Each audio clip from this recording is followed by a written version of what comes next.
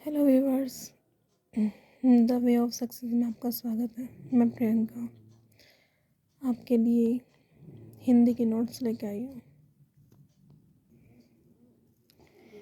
हिंदी में शुरुआत तो वर्णों से होती है, लेकिन हिंदी की बुक की जब हम स्टार्टिंग करते हैं, लेकिन ऐसे लेके अंग खाली तक जो बोला जाता है, अंग तक, अ से लेके अंग तक जो इसका सही उच्चारण है, हम स्टार्ट करते हैं।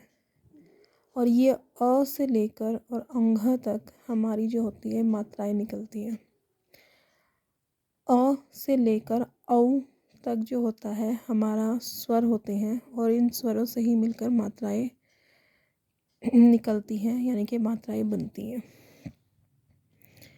ठीक है, मैंने बहुत आसान लैंग्वेज में, बहुत आसान भाषा में, बहुत आसान तरीके से आपके लिए नोट्स बनाए ही हैं।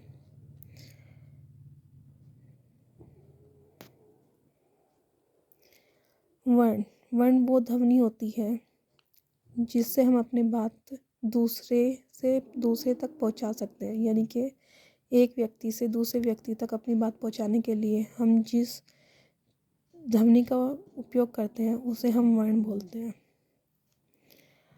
वर्ण या अक्षर या फिर ध्वनि बोलते हैं, ठीक है, जिसके टुकड़े नहीं किए जा सकते। और इस ध्वनि बोल लो, वर्ण बोल लो या अक्षर बोल लो, इसके अव्यवस्थित नहीं, व्यवस्थित समूह को वर्णमाला कहते हैं। और इसकी व्यवस्थित समूह जो है वर्णों का, उससे मिलकर जो माला बनी है उसे वर्णमाला कहते हैं, जिसे मैंने शो किया हुआ है।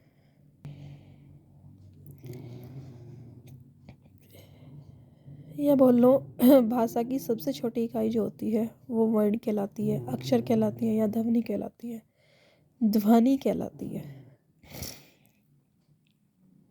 जैसे नीचे मैंने एग्जाम्पल भी दिया हुआ है आपको। अब ये र क्या है, अ क्या है, म, अ क्या है। जो हमारे वर्णमाला होती है इनमें 11 स्वर और 33 यानी कि 33 व्यंजन होते हैं। ठीक है, हमारे स्वर तो पूर्ण होते हैं, जैसे कि नोट्स में लिखा हुआ है, स्वर्ण पूर्ण होते हैं, लेकिन व्यंजन जो होते हैं वो अपूर्ण होते हैं। और व्यंजन को पूर्ण करने के लिए हमें स्वरों की आवश्यकता होती है। जैसे क के नीचे ये विराम लगा हुआ है, हलंत लगा हुआ है, जिसका मतलब होता है कि जो क है वो अब क बोलते हैं इसको, क का मतलब क्या होता है, लास्ट में स्वर निकलता है, अ की आवाज़ देता है। तो इसको आधा व्यंजन बोलेंगे।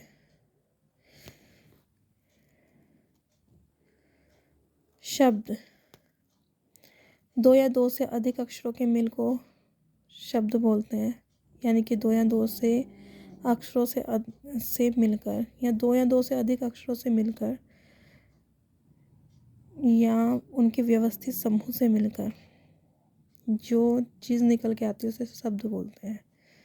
लेकिन ध्यान रखना, शब्द हैं, वाक्य हैं या वर्ण हैं, रखें ये व्यवस्थित समूह में ही जाएंगे। अगर हम इन्हें अव्यवस्थित समूह में रख देंगे तो उसका कोई मीनिंग नहीं निकलता, उसका कोई अर्थ नहीं निकलता।